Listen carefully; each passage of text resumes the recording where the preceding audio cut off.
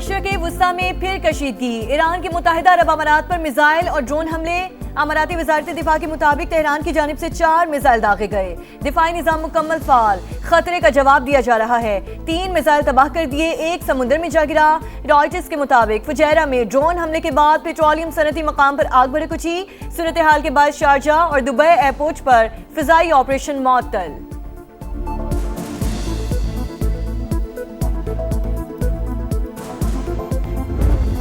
آبنائے Hormuz tension کا مرکز، ایرانی فوج نے امریکی جہاز پر 2 میزائل داغ دیے۔ پاسداران انقلاب کے مطابق امریکی ڈسٹرائرز نے ریڈار بند کر کے گزرگاہ کے قریب آنے کی کوشش کی، وارننگ کو بار بار نظر انداز کیا۔ پروجیکٹائل وارننگ شوٹ کے طور پر فائر کیے گئے۔ ایکشن کے بعد جہاز واپس لوٹ گیا۔ محفوظ بحری نقل و حرکت کے لیے آبنائے ہرمز کا نیا نقشہ بھی جاری، ایرانی فورسز سے تعاون کی ہدایت کر دی۔ امریکی حکام کی جانب سے پاسداران انقلاب کے دعوے کی تردید۔ سینٹ کام کے مطابق کوئی بھی میزائل جہاز کو نہیں لگا۔ ایرانی بندرگاہوں کی ناکہ بندی اور پروجیکٹ فریڈم پر عمل جاری ہے۔ امریکی پرچم بردار 2 جہاز آبنائے ہرمز سے گزر گئے۔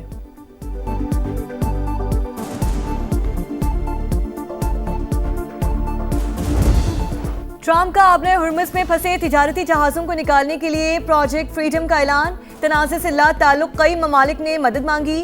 انسانی ہمدردی کے عمل میں کوئی رکاوٹ برداشت نہیں کی جائے گی۔ امریکی صدر کی سوشل میڈیا پیغام میں وارننگ، لکھا واشنگٹن کے نمائندے ایران سے مثبت بات چیت کر رہے ہیں، میرے پاس تمام کارڈز موجود ہیں۔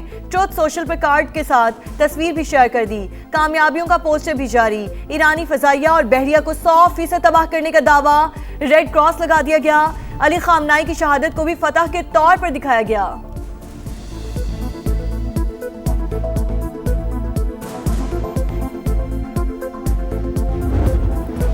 ایران نے آبنائے ہرمز میں امریکی مداخلت مسترد کر دی۔ ٹرمپ کے خیالی بیانات سے کوئی نظام نہیں چلے گا، آبی گزرگاہ سے آمد و رفت ایرانی فوج کی اجازت سے ہوگی۔ قومی سلامتی کمیٹی کے سربراہ ابراہیم عزیزی کا رد عمل۔ خاتم الانبیاء ہیڈ کوارٹر کی بھی خطرے کی صورت میں سخت جواب کی وارننگ۔ امریکی بحریہ آبنائے ہرمز کے قریب نہ آئے، جارحانہ کارروائی پر صورتحال مزید پیچیدہ ہو جائے گی، ترجمان نے خبردار کر دیا۔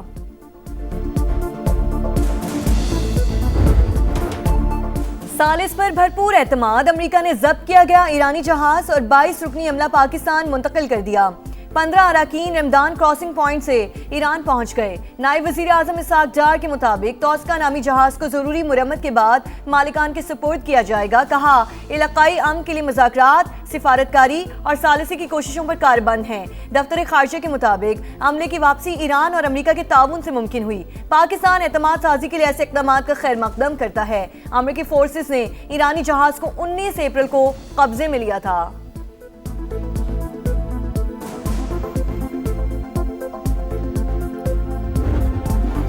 امن کے لیے ایران کی نئی تجاویز، امریکہ نے تہران کے منصوبے کا جواب دے دیا۔ ایرانی وزارت خارجہ کی تصدیق، امریکہ سفارتی عمل میں سست روی کا ذمہ دار، غیر ضروری مطالبات پیش رفت میں رکاوٹ ہیں۔ اسماعیل بقئی کی نیوز بریفنگ، کہا پاکستان کے ذریعے موصول ہونے والے واشنگٹن کے جواب کا جائزہ لیا جا رہا ہے۔ آبنائے ہرمز میں جہازوں کی محفوظ آمد و رفت کے لیے عمان سے مذاکرات جاری، یو اے ای کی اوپیک سے علیحدگی منفی اقدام قرار۔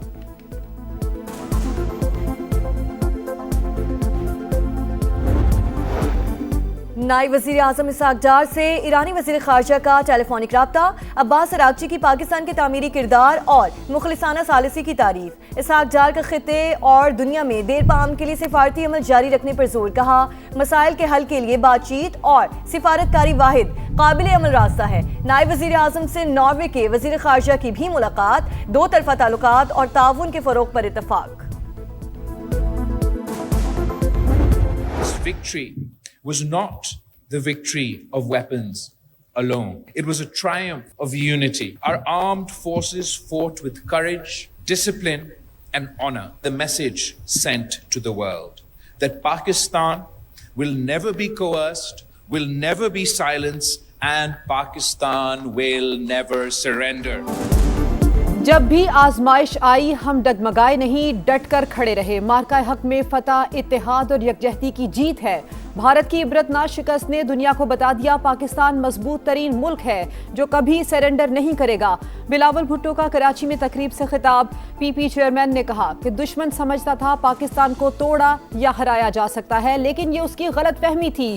تاریخی کامیابی کے بعد ملک کو مزید مضبوط کرنا ہماری ذمہ داری ہے۔ مارکہ حق میں فتح کا 1 سال مکمل۔ حکومت سندھ کی پروقار تقریب، گلوکاروں نے لہو گرمایا۔ تاریخی کامیابی پر دستاویزی فلم کی بھرپور پذیرائی۔ مارکہ حق میں کامیابی مسلح افواج اور پوری قوم کی فتح۔ دشمن سمجھ گیا تھا کہ پاکستان سے لڑنا ممکن نہیں۔ فیلڈ مارشل عاصم منیر زبردست قیادت کر رہے ہیں۔ وزیر اعلیٰ مراد علی شاہ کا خطاب۔ شرجیل میں نے کہا بدترین شکست کے بعد بھارت شرمندگی کا شکار، کسی دشمن میں پاکستان کے خلاف سازش کی ہمت نہیں۔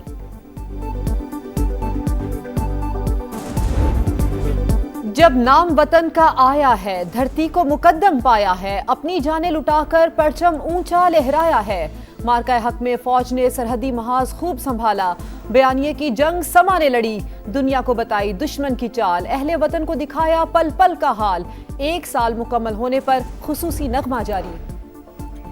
اسلام آباد ہائی کورٹ نے 1 کانسٹیٹیوشن ایونیو کیس کا تحریری فیصلہ جاری کر دیا۔ B N P private limited کی لیز منسوخی کے خلاف درخواست مسترد۔ سی ڈی اے کی جانب سے 8 مارچ 2023 کو جاری کردہ آرڈر قانونی قرار۔ عدالت نے تیسرے فریق انویسٹرز کی درخواستیں نمٹا دیں۔ متعلقہ فورم سے رجوع کا حق برقرار۔ 1 کانسٹیٹیوشن ایونیو کے معاملے پر کمیٹی کا پہلا اجلاس، سی ڈی اے سے تفصیلات طلب۔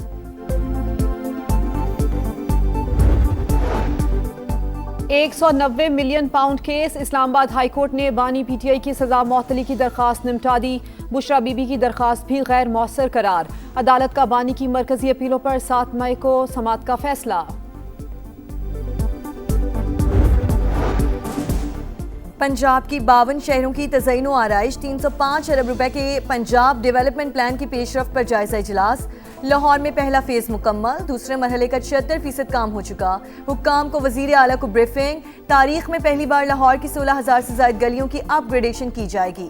مریم نواز کی مانسون سیزن کی پیشگی تیاریوں کی ہدایت۔ ترقیاتی کاموں کے لیے توڑی گئی سڑکیں فوری مرمت کرنے کا حکم، کہا آفیسرز کو اختیارات دیے ہیں، اب جواب دہی بھی وہی ہوگی۔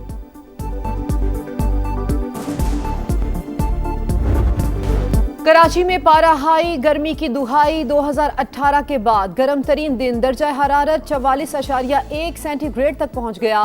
موسم کی شدت اور دیگر وجوہات کے باعث 10 اموات۔ 13 مئی سے ایک اور ہیٹ ویو کا خدشہ۔ اندرون سندھ بھی مختلف شہروں میں ہیٹ ویو کیمپ قائم، بلوچستان میں بھی الرٹ جاری۔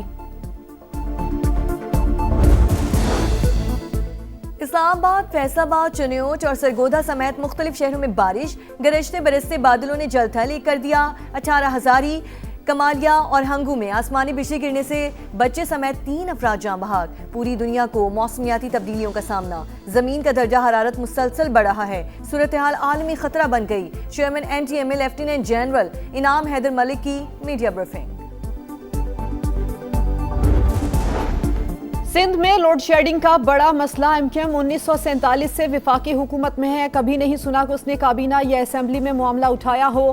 شرجیل انعام میمن کی سندھ اسمبلی میں تنقید، کہا 18 گھنٹے بجلی نہ آنا انتظامی مسئلہ ہے، سپلائی کمپنیاں عوام کو اجتماعی سزا دے رہی ہیں۔ کراچی میں پوسٹر لگانے والی جماعت اسلامی کے الیکٹرک کے خلاف بھی بات کرے۔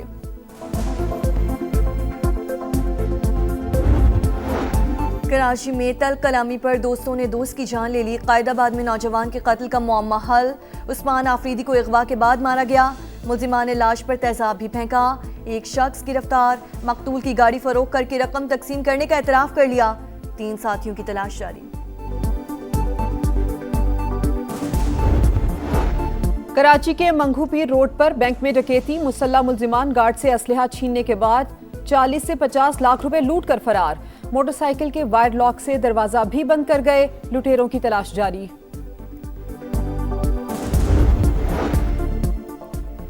پاک بحریہ کا بحیرہ عرب میں انسانی ہمدردی کی بنیاد پر ریسکیو آپریشن. عمان سے بھارت جانے والے جہاز ایم وی گوتم کو ہنگامی امداد فراہم. جہاز پر 6 بھارتی اور 1 انڈونیشین شہری موجود تھا.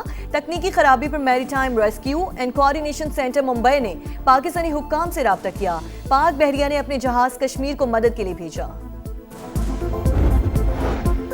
اسرائیل کی جانب سے جنگ بندی معاہدے کی خلاف ورزی. قابض فوج کی جنوبی لبنان میں حزب اللہ سے جھڑپیں. الجزیرہ کے مطابق وادی راج میں کئی گھنٹے تک ایک دوسرے پر حملے. شہور میں بھی صہیونی طیاروں کی بمباری. 2 افراد شہید، متعدد زخمی ہو گئے. لاجواب ٹیم، باکمال پرفارمنس، پی ایس ایل کی بادشاہت پشاور زلمی کے نام. بابر 11 نے چیمپئنز ریس جیت لی. فیصلہ کن مارکے میں حیدرآباد کنگز مین کا شو فلاپ. پوری ٹیم 129 رنز پر آؤٹ. زلمی نے ہدف بآسانی حاصل کیا. ہادی کی آل راؤنڈ پرفارمنس، 4 وکٹیں اڑائیں، 50 بھی بنائی. ہیروز نے وننگ کنگ کو کندھوں پر اٹھا لیا. بابر اعظم بطور کیپٹن پہلی ٹرافی جیتنے میں کامیاب. چیمپئن کپتان ٹورنامنٹ کے بہترین بیٹر قرار پائے. فیفا کا سرپرائز، ورلڈ کپ کے لیے بمپر پرائز. فٹ بال ورلڈ کپ کی انعامی رقم میں 15% اضافہ. مجموعی حجم 87 کروڑ 10 لاکھ ڈالرز. پاکستانی کرنسی میں مالیت 2 کھرب 42 ارب روپے. چیمپئن کو 5 کروڑ 35 لاکھ ڈالرز ملیں گے. رنرز اپ کے حصے میں 3 کروڑ 65 لاکھ ڈالرز آئیں گے. انٹری دینے والی ہر ٹیم 1 کروڑ 25 لاکھ ڈالرز کی حقدار ہوگی. میگا ایونٹ 11 جون سے امریکہ، میکسیکو اور کینیڈا میں شروع ہوگا.